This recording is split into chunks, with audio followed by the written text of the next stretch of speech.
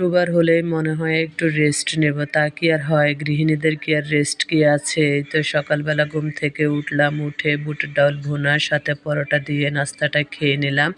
তারপরে চিন্তা করলাম যেহেতু প্রচুর পরিমাণে শীত পড়তেছে তাহলে একটা হাঁস বের করে রান্না করে ফেলি। আর যেই বলা সেই কাজ, এই তো হাঁসটা বের করে ভালো করে পরিষ্কার করে নিলাম, নিয়ে তারপরে এখন সবগুলা মশলা মাখিয়ে এখন বসে দিলাম। আমি কিন্তু হাতে মেখে রান্না করতে খুবই পছন্দ করি।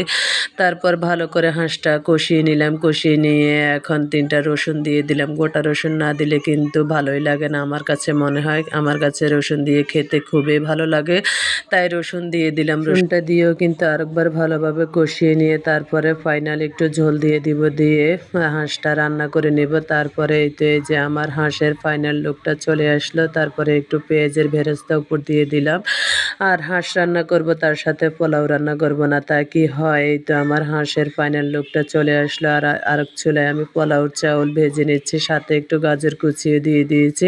গাজর কুচিটা দিলে হয় কি, পোলাওর কালারটা দেখতে অসাধারণ লাগে, খেতেও কিন্তু খুবই ভালো লাগে। আপনাদের কার কার এভাবে পছন্দ অবশ্যই জানাতে ভুলবেন না।